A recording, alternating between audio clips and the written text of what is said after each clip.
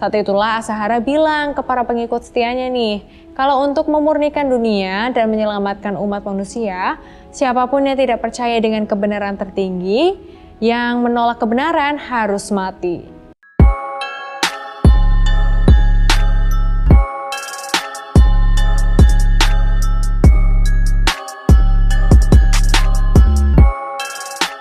Halo guys, kembali lagi bersama aku Indri Hanhan.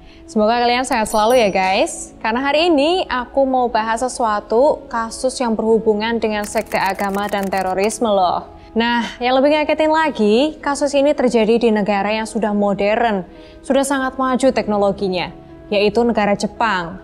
Pada tahun 95, kereta bawah tanah Tokyo diserang menggunakan gas beracun. Belasan orang meninggal dunia dan ribuan lainnya mengalami cedera serius. Kasus ini benar-benar menggemparkan Jepang dan juga satu dunia saat itu. Sekte seperti apa sih? Dan gimana cerita lengkapnya? Oke, langsung aja ya guys, kita bahas. Kejadian itu terjadi pada hari Senin, tanggal 20 Maret tahun 1995. Hari itu, kereta bawah tanah Tokyo diserang menggunakan gas beracun. Hari Senin pagi biasanya warga Tokyo lagi bergegas buat berangkat kerja, berangkat sekolah, dan transportasi yang paling banyak digunakan oleh mereka adalah kereta bawah tanah atau subway. Mereka nggak tahu nih kalau hari itu mereka akan mengalami suatu tragedi yang nggak akan pernah bisa dilupain sama mereka. Sekitar jam 8.45 pagi, para penumpang kereta merasakan sesak nafas dan ada beberapa yang mengalami kesulitan melihat. Bahkan beberapa dari mereka itu sampai nggak bisa lihat sama sekali guys. Ada yang pingsan, ada juga yang muntah, dan banyak sekali nih orang-orang yang mengalami hal ini. Bahkan petugas kereta juga ada beberapa yang mengalami hal yang sama. Akhirnya kereta dan stasiun sementara dihentikan. Ambulan dan polisi dipanggil untuk datang ke sana. Semua ambulan yang ada di Tokyo pastinya datang ke sana semua. Mereka bergantian nih bawa para penumpang itu ke rumah sakit. Karena emang banyak banget korbannya guys. Bukan cuma di satu kereta aja guys, tapi ada beberapa kereta.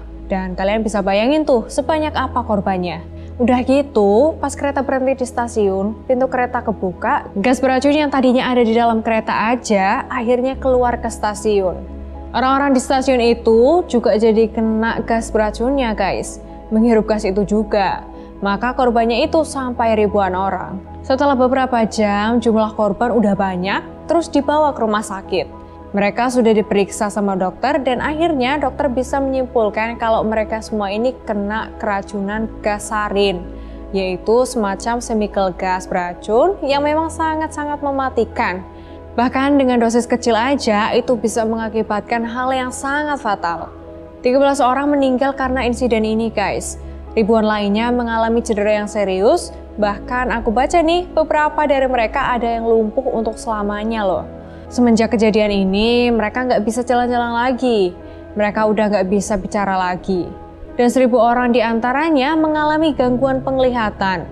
Ratusan dari mereka itu benar-benar nggak bisa melihat sama sekali loh guys. Jadi buta total gitu. Nah, setelah melakukan penyelidikan, akhirnya polisi Jepang ini bisa menghubungkan serangan sarin ini dengan salah satu sekte agama yang ada di sana. Nama sekte ini adalah Sekte Aum Shinrikyo.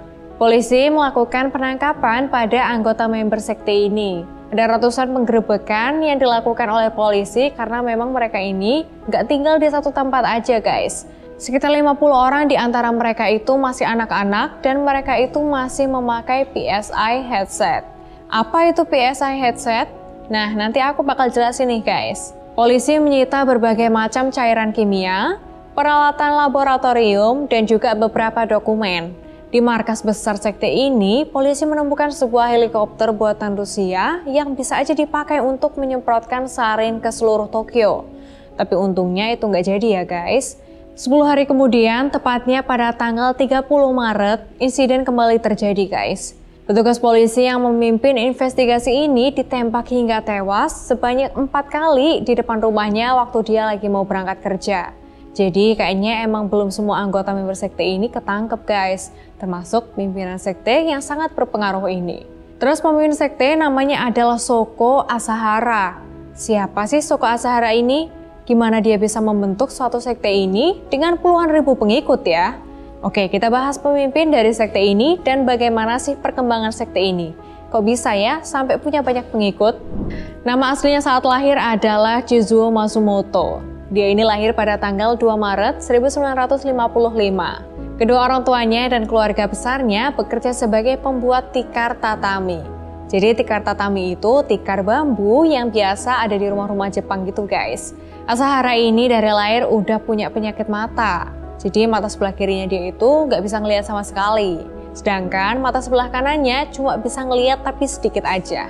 Makanya pas dia masuk sekolah, dia ini dimasukkan ke sekolah yang khusus untuk anak-anak yang mengalami kebutaan. Di sekolah, Asahara ini dikenal sebagai orang yang suka membuli. Dia itu seneng banget nih mukulin anak lain terus ngambil uang mereka. Dia lulus sekolah pada tahun 1977. Setelah itu dia mempelajari akupuntur, pengobatan tradisional Tiongkok, dan ini memang profesi yang lumrah gitu guys untuk para tunanetra di Jepang. Tahun berikutnya dia menikah dan dari pernikahannya ini dia mempunyai 12 anak. Waduh banyak banget ya. Dan buat kalian yang mungkin penasaran nih identitas ke-12 anaknya itu nggak pernah dibagikan ke publik guys. Jadi aku juga nggak akan bahas dalam video ini. Karena kan ini kasus bapaknya ya. Jadi kita udahlah anaknya nggak usah kita ikutin karena mereka juga nggak terlibat kan. Nah pada tahun 81, Asahara ini dihukum karena membuka apotek tanpa izin dan obat-obatan yang dijual ke apotek ini adalah obat-obatan yang ilegal yang belum diizinkan sama sekali oleh pemerintah Jepang. Akhirnya dia didenda nih sebesar 200.000 yen. Kalau rupiahnya sekarang sekitar 28 juta rupiah. Tapi pastinya di tahun 81, 28 juta rupiah itu lebih besar ya daripada sekarang. Tertarikan Asahara sama agama ini dimulai di tahun ini. Dia mulai mempelajari berbagai macam agama dan dia juga mulai mempelajari nih yoga dan juga meditasi. Lalu pada tahun 1984 dia membentuk sebuah grup keagamaan yang diberi nama dengan Aum Shinrikyo. 3 tahun berikutnya dia rubah namanya dari Chizuo Matsumoto menjadi Shoko Asahara. Asahara ajuin izin buat grupnya ke pemerintahan walaupun awalnya pemerintah Jepang ini ragu-ragu buat kasih izin. Akhirnya di tahun 1989 izinnya itu keluar dan Aum Shinrikyo dinyatakan sebagai perusahaan agama yang sah secara hukum. Sejak ada izin resmi dari pemerintah, pengikut Asahara ini semakin hari semakin bertambah guys. Dan dia ini ngaku kalau dirinya ini adalah Mesias atau penyelamat umat gitu guys. Nabi lah kalau kita bilang ya. Ya pokoknya siapapun yang mengikuti dia pasti bakal selamat gitu. Di dalam Aum Shinrikyo, Asahara ini menyatukan 3 ajaran yaitu Buddha, Hindu, dan Kristiani. Juga ada campuran yoga dan meditasinya. Dia juga sangat-sangat terobsesi dengan hari kiamat. Asahara bilang kiamat akan segera tiba dan cuma orang-orang yang mengikuti dirinya yang akan berakhir dengan baik. Maksudnya gimana sih? Jadi Asahara itu meyakinkan para pengikutnya kalau dunia sekarang sudah sangat serakah. Yang dipikirin cuma uang, dan uang aja. Nah tujuan dia membentuk Aum Shinrikyo ini adalah untuk menyatukan orang-orang untuk lebih fokus pada hal spiritual, hal keagamaan, dan tidak memikirkan hal-hal duniawi aja. Karena Asahara bilang dengan lahir di dunia yang materialistis ini aja, para pengikutnya itu udah dapat karma buruk yang banyak. Apalagi kalau kalian di dunia itu jadi orang yang serakah, jadi orang yang matre, makin banyak tuh karma buruknya. Dan menurut Asahara juga, semakin banyak nih karma buruk yang didapat, semakin buruk juga nanti mereka pas terlahir kembali. Dan semakin lama juga mereka disiksa di neraka walaupun banyak orang yang meragukan pernyataan Asahara ini. Bahkan banyak juga nih yang ngetawain pernyataannya itu. Tapi gilanya, banyak juga loh yang percaya dan emang si Asahara ini tuh punya karisma buat jadi seorang pemimpin agama. Dia ini pintar bicara, pintar meyakinkan orang, pintar memanipulasi pikiran orang juga. Nah selain 3 ajaran tadi, Asahara juga menambahkan yoga dan meditasi. Nah hal yang paling dia tonjolkan ini buat menarik perhatian publik. Buat nambah banyak lagi pengikutnya, ada satu foto nih, dan di foto itu dia bisa mengangkat dirinya sendiri guys. Punya kemampuan untuk melayang gitu maksudnya. Jadi katanya dengan mencampurkan yoga dan spiritual, dia bisa melakukan hal-hal ajaib itu. Para pengikutnya Asahara beneran percaya dengan hal ini.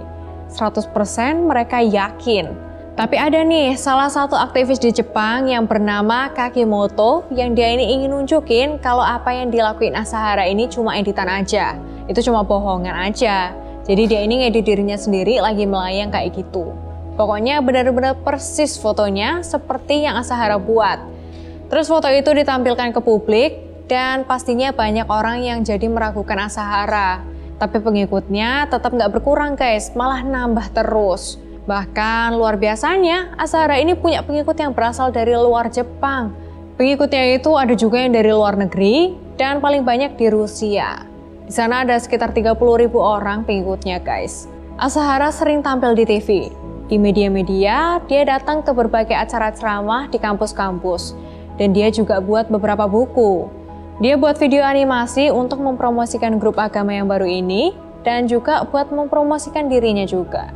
Mungkin kelihatan konyol ya, tapi ini juga yang membuat masyarakat dan pemerintah Jepang percaya kalau Asahara dan sektenya itu nggak berbahaya sama sekali. Bahkan Asahara juga sempat nih foto bareng dengan tokoh-tokoh agama internasional yang terkenal, seperti Dalai Lama, dan awalnya para anggota yang ikut bergabung dengan Aum Shinrikyo ini adalah orang-orang yang bermasalah guys. Mereka nggak tahu harus kayak gimana, mereka nggak tahu tujuan hidup mereka apa, dan mereka bergabung dengan Aum Shinrikyo buat mencari tujuan hidup mereka. Banyak pengikutnya yang sudah punya pekerjaan yang baik, punya keluarga, terus punya harta yang cukup. Tapi mereka bergabung dengan Aum Shinrikyo, terus mereka rela buat meninggalkan pekerjaannya dan ikut di Aum Shinrikyo sepenuhnya. Waktunya diserahkan buat sekte itu, dan untuk menjadi anggota sekte ini, para calon anggota harus mengisi sebuah formulir, dan di formulir itu mereka harus tulisin aset apa aja yang mereka punya. Mobil, apartemen, rumah, pokoknya apa aja nih yang mereka punya itu harus ditulis di sana. Nggak tahu juga sih buat apa, tapi grup agama yang awalnya terlihat nggak berbahaya sama sekali ini lama-lama jadi jauh lebih mengerikan guys. Asahara mulai menyuruh para pengikutnya untuk benar-benar berhenti berhubungan dengan dunia luar, termasuk dengan keluarga mereka sendiri loh. Menurut Asahara, hal itu dilakukan supaya mereka terhindar dari keserakahan dunia, dari segala macam duniawi, dan bisa lebih fokus pada hal-hal keagamaan, hal-hal spiritual gitu. Kalau mereka nggak ngikutin, apa yang akan terjadi ya? Ya mereka dibilang bakal masuk neraka guys. Setelah masuk ke sekte pun, bagi para anggota yang pengen diberkahi sama Asahara, mereka harus bayar ribuan dolar. Mereka bisa diberkahi, dipegang gitu ya kepalanya sama Asahara. Mereka juga bisa minum darahnya Asahara. Bisa juga minum teh dari rambutnya. Jadi rambutnya Asahara ini dimasukin ke dalam teh, terus ditetesin ke mulut para pengikutnya itu. Setelah membayar ribuan dolar itu, mereka bisa memakai PSI headset. Jadi PSI headset itu adalah satu alat yang dipakaikan di kepala. Ada aliran listriknya guys. Dan menurut Asahara, alat itu bisa mengantarkan getaran otaknya Asahara ke otak para pengikutnya yang memakai alat itu. Asahara juga menggunakan berbagai macam jenis obat-obatan untuk dia minum dan para pengikutnya. Katanya sih buat mencapai tingkat kesadaran yang lebih tinggi guys. Terus nih guys, ada banyak ritual-ritual aneh yang diciptakan dan semua ritual itu wajib diikuti oleh para pengikutnya. Dan dia juga udah berhasil membeli lahan yang luas untuk dijadikan markas besar Aum Shinrikyo. Saat itu pengikutnya ada puluhan ribu orang guys. Tapi yang tinggal di sana cuma sekitar 1000-an orang aja. Di markas itu Asahara juga menciptakan peraturan-peraturan dan ritual yang aneh. Di antaranya para anggota sekte tidak boleh makan sering-sering. Jadi cuma beberapa hari sekali aja. Tidur juga nggak boleh lama-lama, dan saat badan mereka lemes karena lapar dan kurang tidur, mereka disuruh ikutan ritual-ritual aneh. Ada yang dimasukkan ke dalam kolam besar yang berisi air yang cukup panas. Mereka disuruh tahan nafas beberapa jam di sana. Banyak yang nggak kuat dan akhirnya meninggal dalam ritual ini guys.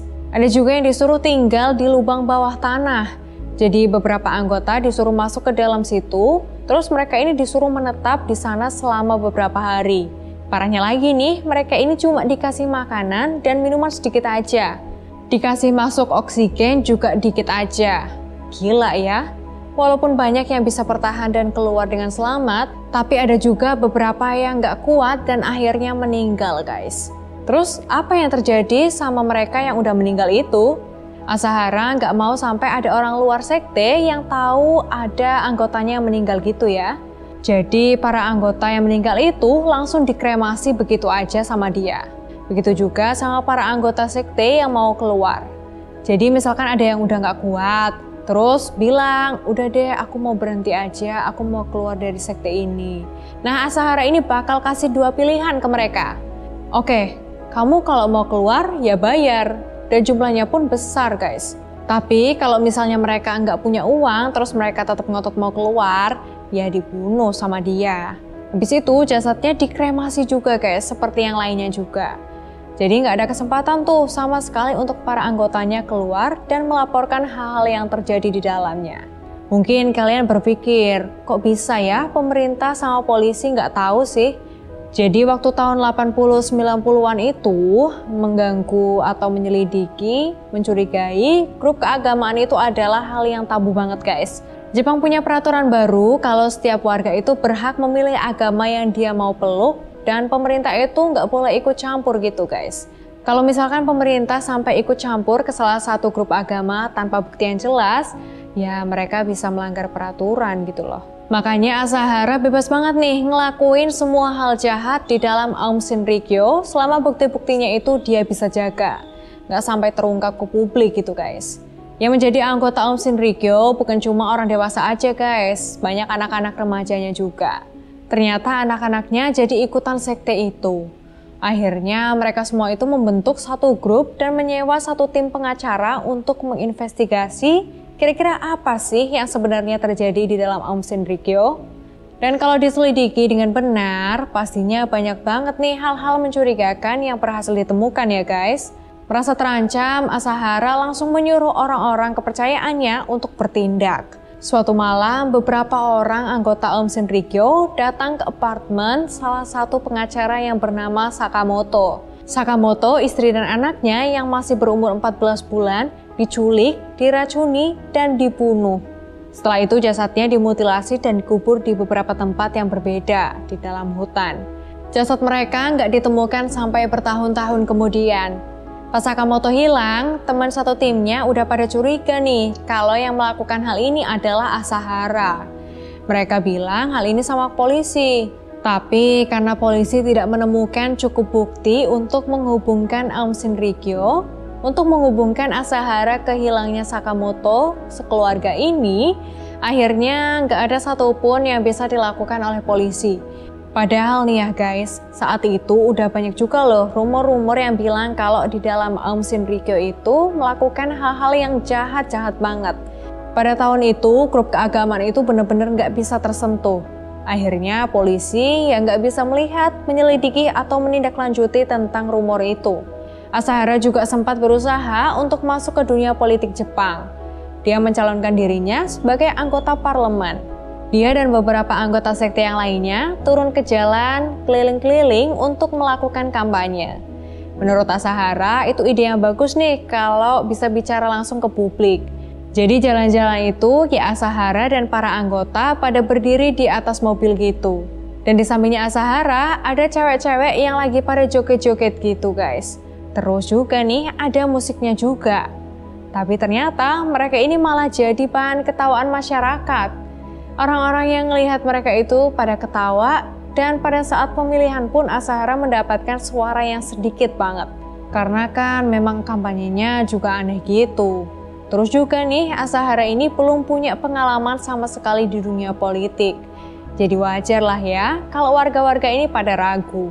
Ini benar-benar kegagalan yang sangat besar dan memalukan buat Asahara. Dan semenjak saat itu, dia jadi makin benci lagi sama orang-orang dan dunia luar. Aum Shinrikyo itu kan artinya kebenaran tertinggi ya. Dan setelah kejadian ini, Asahara bilang kepada pengikutnya kalau dunia sudah menolak kebenaran tertinggi.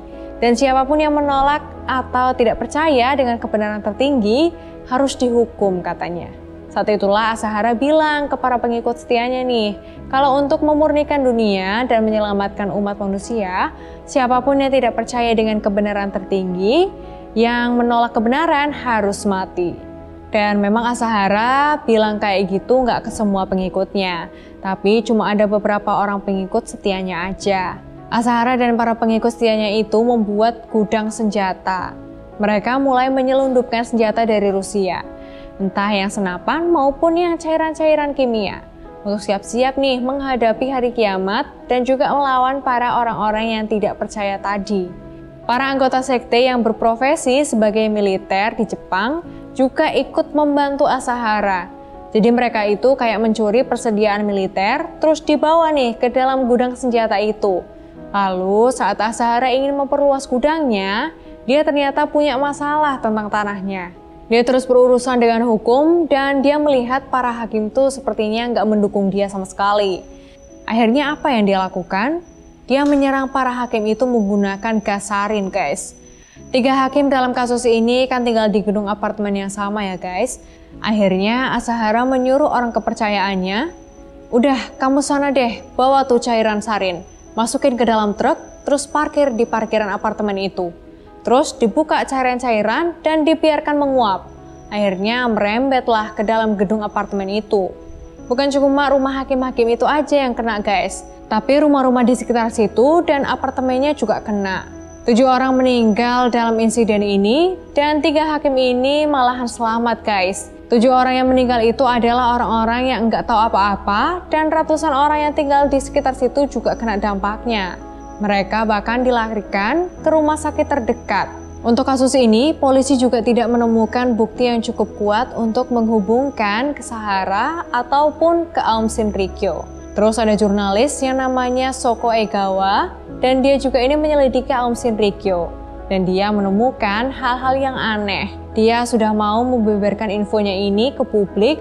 Dan Shoko Asahara enggak tinggal diam juga guys. Suatu hari Egawa mencium adanya aroma semikal yang sangat menyengat dari depan rumahnya. Akhirnya dia keluar dan cek ternyata kotak suara di depan rumahnya itu sudah disemprotkan gas beracun. Dia laporin hal ini ke polisi, tapi polisi juga tidak bisa berbuat apa-apa. Untungnya Egawa selamat ya guys. Padahal ini adalah gas yang sangat beracun dan mematikan loh. Tapi untungnya anak buah Asahara itu nggak bisa membuat gas beracun ini dengan benar. Nggak 100% sempurna gitu loh. Makanya dampaknya juga minim. Memang kabarnya ya, para ahli di Aum Shinrikyo yang membuat senjata-senjata biologisnya, senjata-senjata kimia itu nggak begitu ahli. Jadi kadang-kadang mereka ini melakukan uji coba, tapi malah teman-teman di sekitar situ yang meninggal.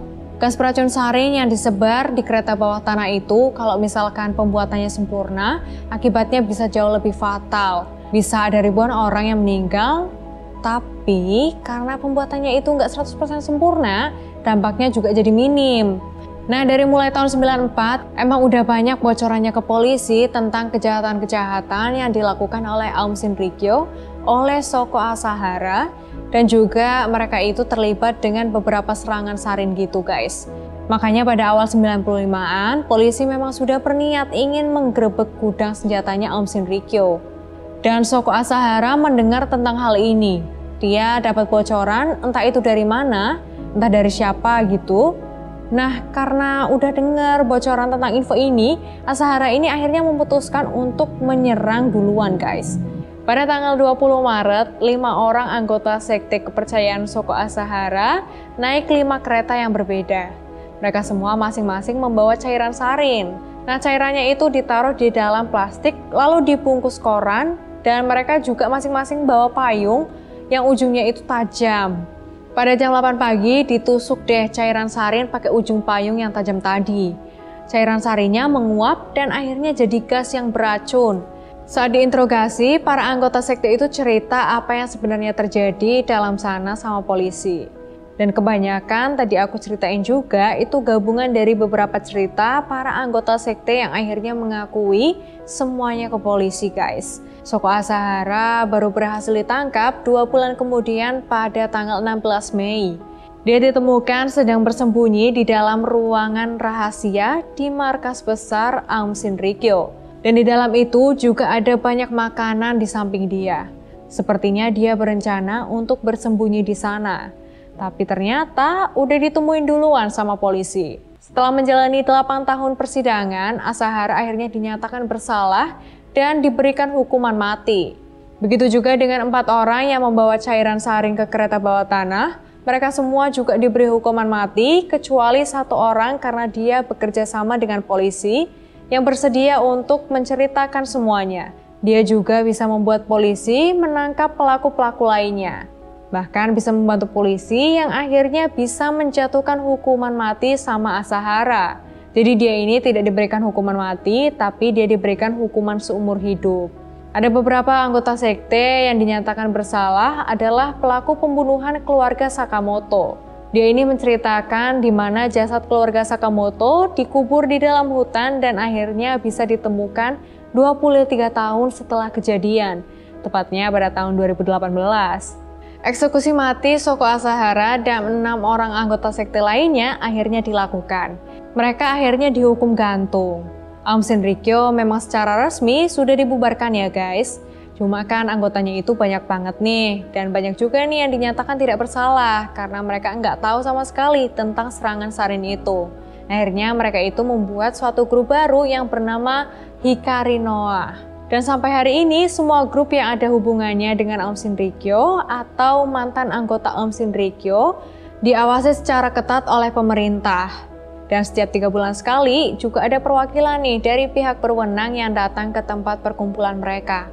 Buat ngecekin mereka ngapain aja, ngeliatin apa aja nih barang-barangnya, karena mereka itu ya masih dianggap semacam ancaman bagi masyarakat. Nah itu dia tadi kasus tentang Aum Shinrikyo dan pemimpinnya yang sangat kontroversial yaitu Shoko Asahara. Menurut kalian gimana nih guys tentang kasus ini? Jangan lupa komen ya pendapat kalian. Makasih banget udah nonton video ini. Sampai bertemu di video selanjutnya. See you!